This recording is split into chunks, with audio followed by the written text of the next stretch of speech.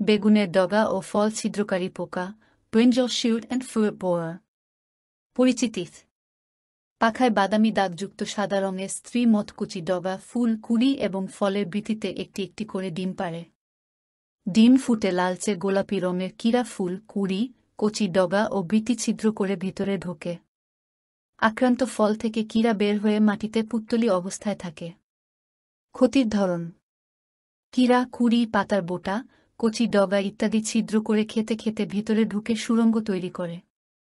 সুড়ঙ্গ সৃষ্টি করার ফলে কচি ডগা ঢলে পড়ে এবং অবশেষে মারা যায়। একইভাবে ফল ছিদ্র করে ভিতরে ঢোকে ও শ্বাস খায়। আক্রান্ত ডগা শুকিয়ে যায় এবং পাশ থেকে শাখা প্রশাখা উৎপন্ন হয়। বেগুন কাটলে ভিতরেও পোকার মল ও পচা সুড়ঙ্গের চিহ্ন থাকে। অনুকূল পরিবেশ: বেগুন ফসলের জমিতে সাধারণত চারা রোপণের 4-5 সপ্তাহ পর থেকেই বেগুনের কচি ডগায় ডগা ও ফল ছিদ্রকারী পোকার আক্রমণ শুরু হয়। সাধারণত অন্য বেগুনের জমি বা আশপাশের পুরনো শুকনা বেগুন গাছের স্তূপ থেকে পোকার মত জমিতে আসে এবং পরে ডগা ও ফলের বংশবৃদ্ধি করে। ঋতুভেদে বেগুনের ডগা ও ফল ছিদ্রকারী পোকার আক্রমণের মাত্রায় ভিন্নতা দেখা যায়।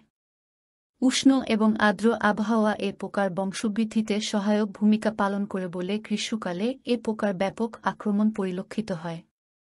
অন্যদিকে শীতকালে এ পোকার আক্রমণের হার কম থাকে। জৈবিক ও যান্ত্রিক পদ্ধতিতে দমন: বেগুনের জমি গভীরভাবে চাষ করা ও আগাছা মুক্ত রাখা।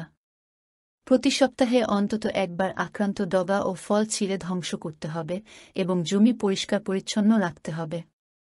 1 লিটার পানিতে 5-0 গ্রাম আধা ভাঙ্গা নিমবীজ 1-2 ঘন্টা ভিজিয়ে রেখে ছেঁকে আক্রান্ত গাছে 1-0 দিন পর পর 3 বার স্প্রে করলে এই পোকা নিয়ন্ত্রণ করা যায়।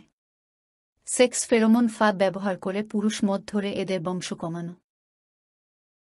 রাসায়নিক পদ্ধতিতে দমন: রিলোড 1-8 SC 5 মিলি প্রতি 1-0 লিটার পানিতে মিশিয়ে 5% জমিতে স্প্রে করতে হবে, অথবা ফাইটার 2-5 EC 1-5 মিলি প্রতি 1-0 লিটার পানিতে মিশিয়ে 5% জমিতে স্প্রে করতে হবে, অথবা কোট 1-0 EC 1-0 মিলি প্রতি 1-0 লিটার পানিতে মিশিয়ে 5% জমিতে স্প্রে করতে হবে, অথবা কেয়ার 5-0 SP 1-2 গ্রাম প্রতি 1-0 লিটার পানিতে মিশিয়ে 5% জমিতে স্প্রে করতে হবে, অথবা প্রোটেক্ট 5-0 SG 1-0 গ্রাম প্রতি 1-0 লিটার পানিতে মিশিয়ে 5% জমিতে স্প্রে করতে হবে।